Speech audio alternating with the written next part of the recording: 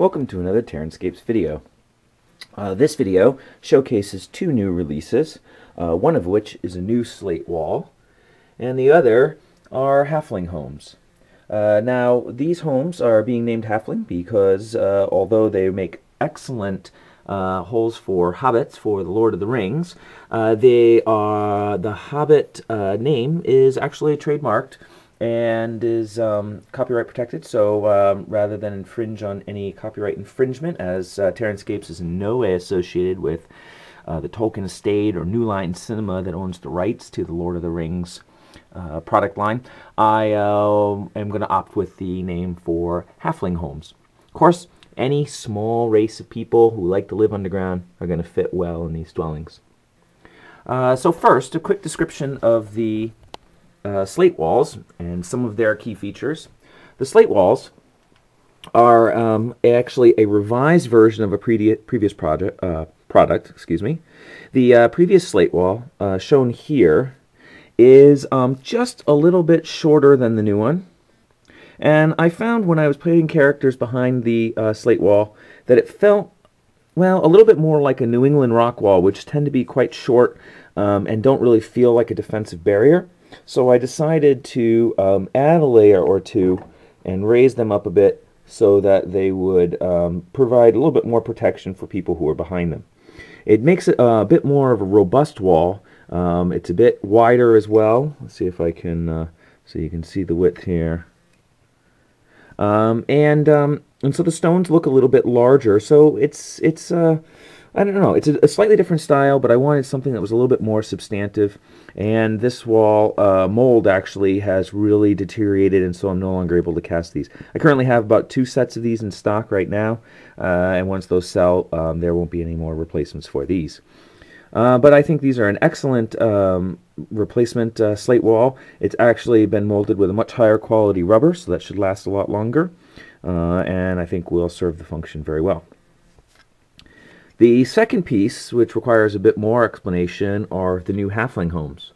Now, some of the features of the Halfling homes that are of important note is that they're on a roughly 12 by 12 base. Now, I might shrink that just a little bit in future pieces because it really produced quite a bit of extra space, and I think I didn't, in the end, need entirely all of that space for it. Space around the base, which allowed me to put in some vegetation, some trees, and also to expand the overall dimensions of the hill.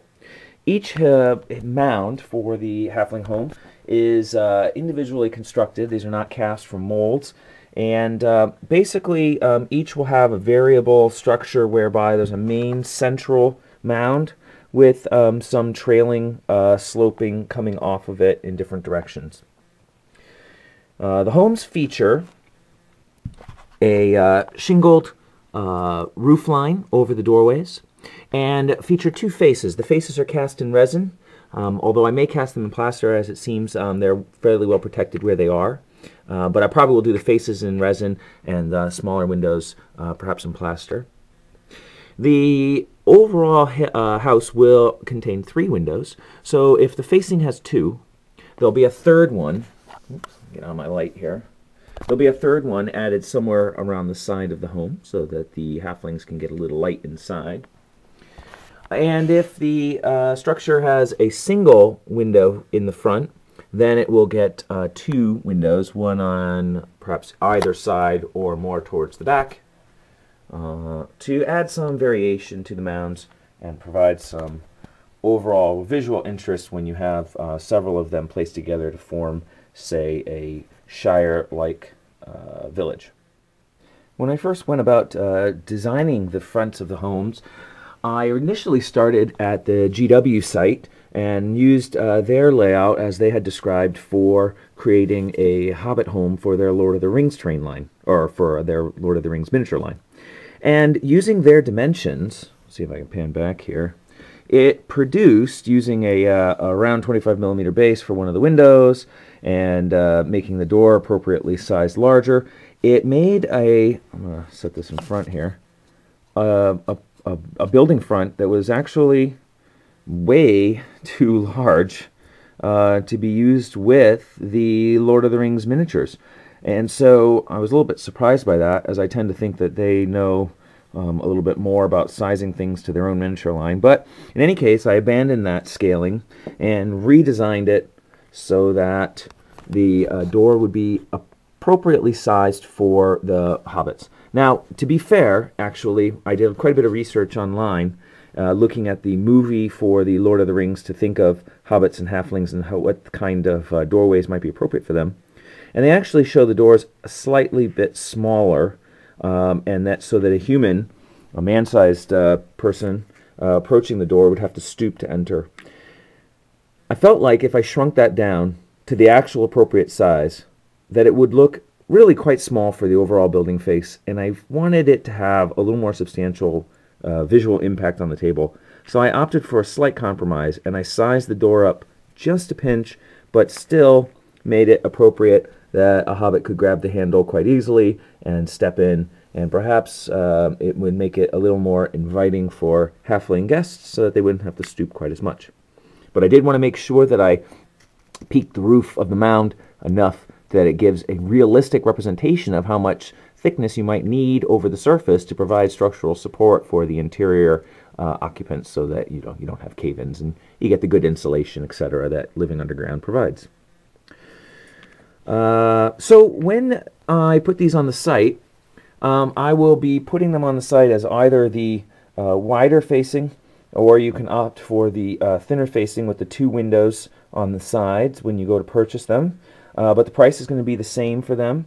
And of course, if you want to see the online store where these will be sold, you can always visit Terranscapes.com, and it will have ordering information as well as close-up photos that are with a bit more high resolution than what YouTube can provide, so you can see the texture of the flocking and the static grass, and the you can see the vegetation, and see the texture of the fronts of the buildings as well with a little bit more resolution. Finally, just a few mentions about some of the added bits that have been put around the structure. I tried to give it a little bit of a garden feel and added some flowers around some shrubs on either side of doorways. I tried to incorporate a more of a semi-woodland feel by adding a tree to some of the bases, the vegetation scattered around. Each of the side windows, of course, gets a little overhang as well. Something to give it a little bit of a rural, maybe farmland, sloping hilly side feel.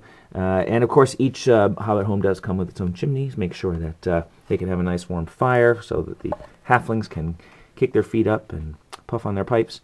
But each of these pieces will be crafted individually, and so the layout of the vegetation, the slopes of the mounds, the number of trees, etc., will vary from piece to piece, depending on how the actual mound is formed and how much it occupies of the base.